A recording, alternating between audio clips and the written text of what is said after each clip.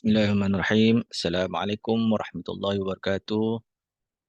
Terima kasih Tuan Pengerusi Majlis yang dihormati barisan profesor, doktor-doktor, seterusnya tuan-tuan dan puan-puan sekalian. Assalamualaikum warahmatullahi wabarakatuh. Saya Syamsuddin bin Abdul Rahman, pelajar sarjana Perbankan Islam dan Kewangan Islam. InsyaAllah pada hari ini saya akan membentangkan proposal saya yang bertajuk Tahap Kesedaran dan Amalan Terhadap Wakaf Kesihatan, iaitu Tabung Pusat Perkhidmatan Hemodialisis Hospital Tuanku Fauziah HTF. Kajian di kalangan petugas kesihatan di negeri Perlis.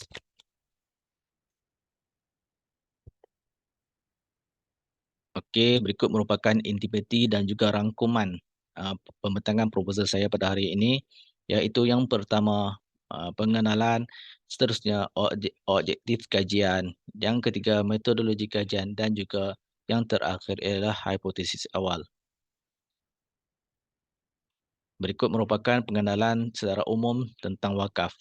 Wakaf berasal daripada istilah Arab iaitu waqafa, yang bermaksud menghentikan atau mencegah dan menahan beberapa perkara seperti komoditi tanah, ladang, rumah, masjid dan wang tunai untuk kegunaan pewakaf, tetapi diberikan faedah dan manfaatnya kepada masyarakat.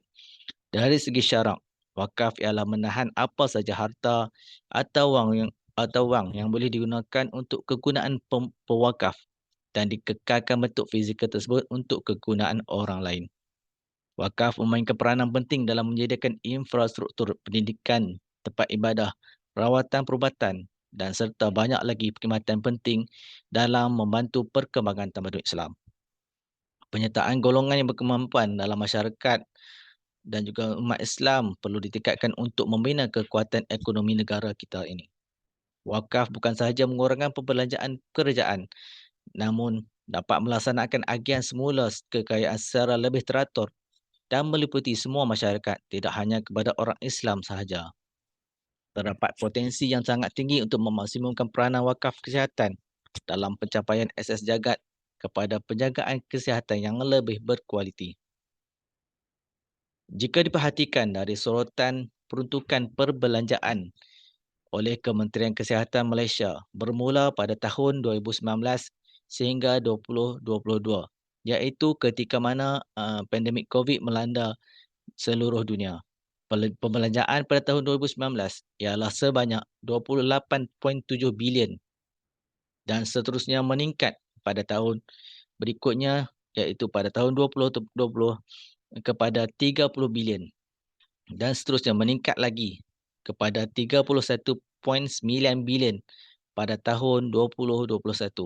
Dan akhirnya pada tahun 2022, kerajaan Malaysia telah membelanjakan hampir 32.4 bilion bagi menjaga kesihatan pesakit. Peruntukan yang ini adalah yang kedua terbesar selepas mana peruntukan yang diberikan kepada Kementerian Pendidikan. Antara faktor penyumbang kepada kenaikan pembelanjaan ini ialah kenaikan cas perkhidmatan yang dikaitkan dengan perubahan kepada harga ubat-ubatan, pembelian dan penggunaan teknologi yang canggih di dalam perkhidmatan kesihatan serta kos sara hidup yang semakin meningkat. Pada 22 November 2013 adalah tarikh wakaf tunai dilancarkan oleh Majlis Agama Islam Perlis. Oleh yang demikian, bermula pada tahun 2013 dan 2014, prestasi kutipan wakaf tunai meningkat sehingga mencapai klimaks dengan jumlah kutipan ialah sebanyak 324,000, iaitu pada tahun 2015. Namun, selepas tahun 2015, prestasi kutipan wakaf tunai kembali menurun di mana kutipan pada 2016 mencapai sebanyak 151,000 dan seterusnya menurun lagi sehingga mencapai pada tahun 2019 hingga menurun, iaitu sebanyak 11,340 sahaja.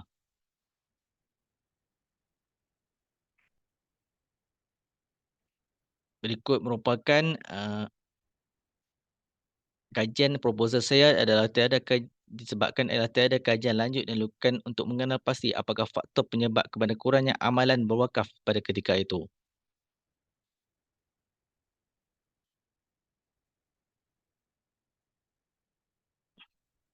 Penyataan masalah. Wakaf merupakan instrumen Wakaf merupakan instrumen yang penting. Wakaf merupakan instrumen yang penting untuk menjaga kebaikan kemaslahatan masyarakat. Menurut kajian yang dilakukan oleh Fatah et al., faktor geografi iaitu penempatan sama ada di kampung atau di bandar akan mempengaruhi kesedaran terhadap isu wakaf. Seiring pertambahan pesakit, kos pembelanjaan juga semakin meningkat. Selain itu, akibat kos sara hidup yang semakin tinggi, ramai golongan yang tidak berkemampuan memilih hospital kerajaan yang menyediakan rawatan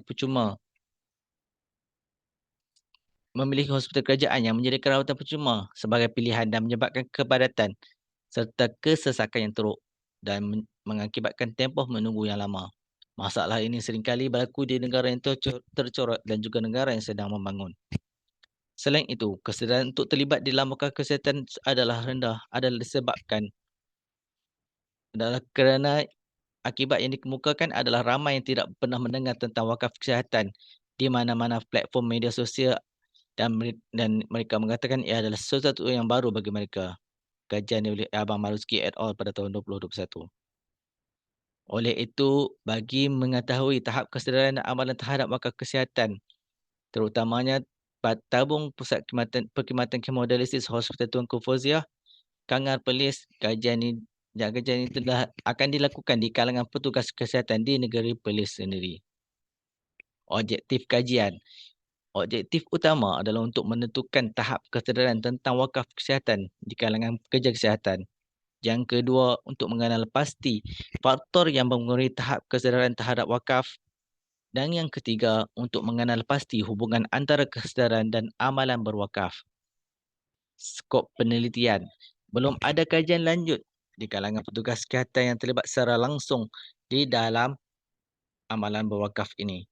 Yang kedua, kajian banyak dijalankan di wilayah tengah seperti Selangor, Perak dan Kuala Lumpur yang hidup di kawasan bandar sahaja. Yang ketiga, tiada kajian khusus di Negeri Perlis yang mempunyai institusi wakaf kesihatan terbesar di Malaysia, iaitu Pusat Hemodialisis Perlis. Metodologi kajian. Kajian yang dijalankan ini berbentuk kajian kerata rentas, iaitu mengkaji dan mengenal pasti tahap kesedaran pekerja kesihatan yang bekerja di Negeri Perlis tentang konsep wakaf kesihatan dan menentukan faktor yang meningkatkan kesedaran tentang wakaf kesihatan. Instrumen kajian. Kajian ini mengadaptasi soal selidik yang telah dijalankan oleh Abang Maruzuki et al. Soal selidik ini mempunyai 25 soalan dan telah divalidasi pada kajian yang lalu. Pengumpulan data. Kumpulan data ialah ada data primer iaitu bagi menjayakan kajian ini, data primer diperolehi menerusi soal selidik iaitu questionnaire di mana ianya akan diadakan secara rawak kepada setiap responden yang bekerja sebagai pekerja kesihatan di negeri Perlis. Kajian dijalankan ini menggunakan kaedah tinjauan kuantitatif berdasarkan beberapa soalan questionnaire. Soalan diedarkan dan menggunakan aplikasi telefon pintar iaitu WhatsApp, Facebook, Instagram dan juga email. Setiap soal selidik adalah diisi secara sukarela dan tiada paksaan untuk menjawab soalan yang dikemukakan. Segala maklumat adalah dijamin kerahsiaan. Soal selidik ini dibahagikan kepada dua bahagian, iaitu yang pertama mengandungi soalan-soalan berkaitan demografi responden dan yang kedua bahagian B mengandungi penyataan-penyataan yang dapat menguji tahap kesedaran responden terhadap konsep wakaf kesihatan itu sendiri. Populasi kajian adalah melibatkan sektor kerajaan iaitu Kekitangan Kesihatan Negeri Perlis yang berjumlah seramai 1,160 orang. Pemilihan populasi responden ini adalah melihat kepada tahap kesedaran pekerja yang terlibat secara langsung dalam bidang kesihatan dan juga apakah yang berhubung kait dengan wakaf kesihatan itu sendiri. Lokasi Negeri Perlis adalah dipilih kerana terdapat pusat hemodialisis percuma yang terbesar di Malaysia yang disumbangkan melalui wakaf yang disumbangkan melalui dana wakaf kesihatan dan dilihat mampu memberikan kesan terhadap kesedaran orang ramai untuk berwakaf.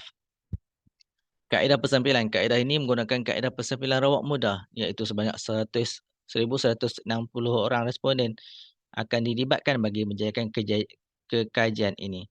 Kaedah penganalisaan. Kajian ini akan menggunakan beberapa metod untuk memproses dan terusnya menganalisa data yang dikumpul.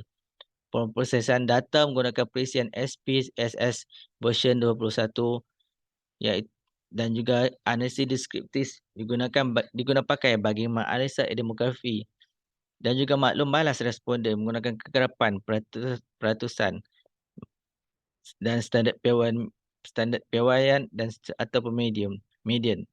Iliterasi rajah dan jadual juga digunakan pakai bagi menghurai serta menjelaskan lagi dapatan kajian bagi melengkapkan objektif kajian yang pertama.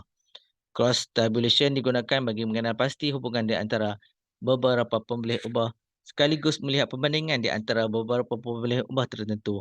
Ujian chi-square akan digunakan bagi menentukan objektif yang kedua. Dan yang terakhir sekali, untuk mengetahui hubungan kait terhadap tahap kesedaran dan amalan wakaf, ujian korelasi akan dijalankan, iaitu untuk bagi menentukan objektif yang ketiga. Hipotesis awal daripada kajian ini mengandaikan hipotesis seperti berikut. Yang pertama, hipotesis tahap 1. Hipotesis yang pertama, tahap kesedaran kaki tangan kesihatan negeri Perlis terhadap konsep wakaf kesihatan adalah rendah. Yang kedua, hipotesis kedua, faktor sosiodemografi, pengalaman dan pengetahuan mempengaruhi tahap kesedaran terhadap wakaf kesihatan. Yang ketiga, tahap kesedaran terhadap wakaf kesihatan mempunyai hubung kait yang berkaitan langsung dengan amalan untuk berwakaf. Berikut merupakan kerangka konseptual kajian. Faktor sosiodemografi, pengalaman serta pengetahuan mempunyai hubung kait terhadap tahap kesedaran terhadap wakaf kesihatan. Seterusnya akan meningkatkan kepentingan amalan berwakaf. Hasil kajian ini akan memberikan gambaran terhadap kesedaran dan amalan serta faktor-faktor yang menyumbang yang boleh digunakan bagi tujuan menambah baik sumbangan wakaf kesihatan terhadap kemajuan sistem kesihatan negara. Selain itu, kajian ini juga diharap dapat membantu menjadi punca utama kepada kurangnya amalan berwakaf. Ini merupakan rujukan yang telah dilakukan oleh saya.